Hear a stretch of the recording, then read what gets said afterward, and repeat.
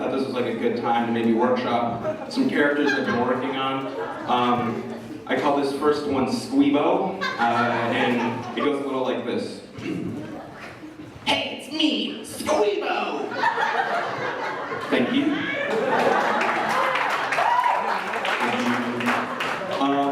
And I feel like I identify as a bisexual instead of a lesbian because I can only watch like one season of Glee. I was like, that's I'm actually, like, I don't really need any more. I seen the dude on Twitter put, I don't care if I didn't have any arms or legs, I would still stand for the national anthem. I was like, you don't know how legs work. And I'm afraid of a few things. I'm afraid of playing basketball with my boys and my boy dunking on me and his dick smacking me in the face. And then it smelling like something I care about, like pineapples and my girlfriend, you know? I think that's what's been sort of the success of most comedians, from Red Fox to Chris Rock, Moms Mabley, Dave Chappelle is great, Richard Pryor. I love Richard Pryor. Kanye's dead to me. In terms of the way that they viewed life, and being able to turn something that is pretty tragic and hopefully turn it into a point. I also don't understand white people who are advocates for animals who are going extinct but don't understand Black Lives Matter. Where you can laugh at it and then hopefully change things for the better. It's satire. Satire is about holding up a light to society, and so that everybody can see it from a particular perspective. And so comedy is just a great way of doing that. Fuck that, all lives matter. But she's wearing like a Save the Tigers t-shirt. So I would just walk up to her and be like, fuck tigers. All animals, bitch. It's about waking people up and getting them to see life from a different, or aspects of life from a different perspective.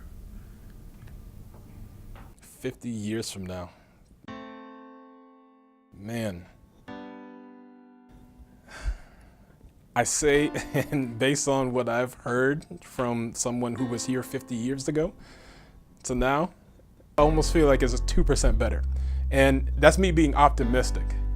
And I'm almost excited about it being 2% better, because it's like, okay, cool. You know, I feel like at least some things will change. I feel like there's parts of the environment will change. There's parts of the community that will look different than it was in 2018 to when it was going to be in 2068, which is crazy to say. But I feel like it could be. I feel like, as weird as it sounds, 2% better. Yeah, no, fuck NWA. Fuck it. I hate it. I don't hate it. I love NWA. But I want it to die. I think that when NWA dies, well, let me not say that. I want it to die.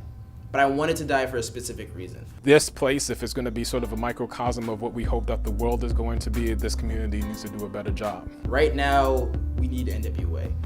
We need that place for comedians of color to come and just feel comfortable. Keep getting first timers on that stage. I think that's different, man. I think that that's a different thing.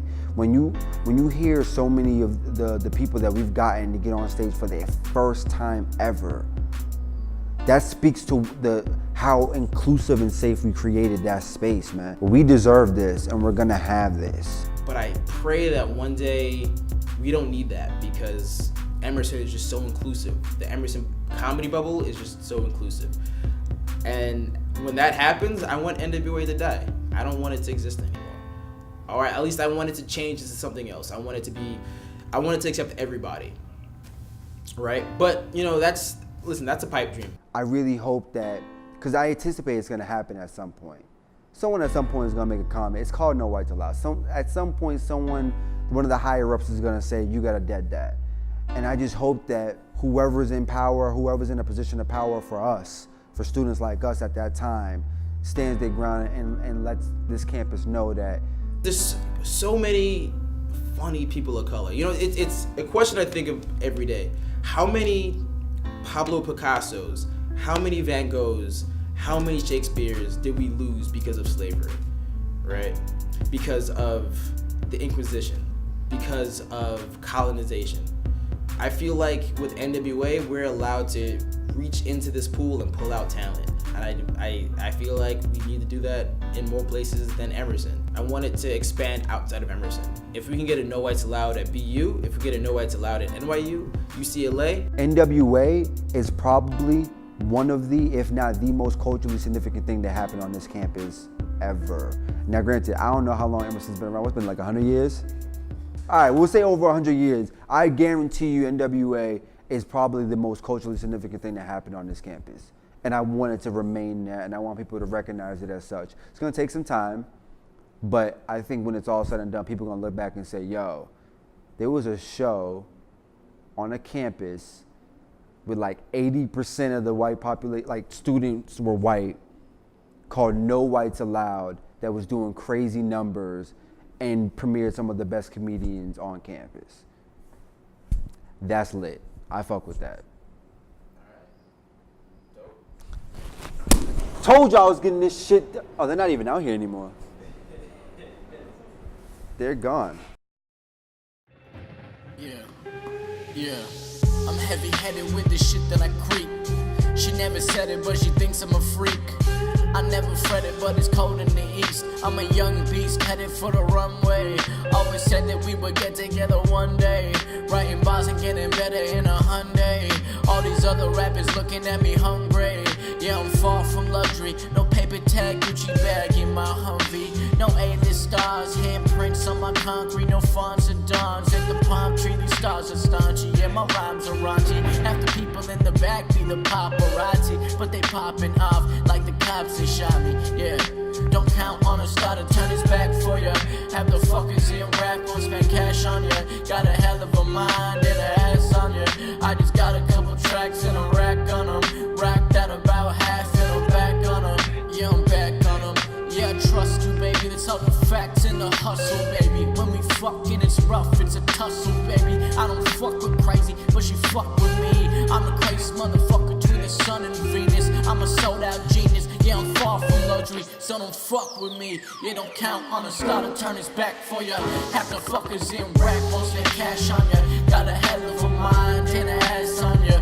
Yeah, I got a couple tracks and a rack on them. Racked out about half and I'm back on them.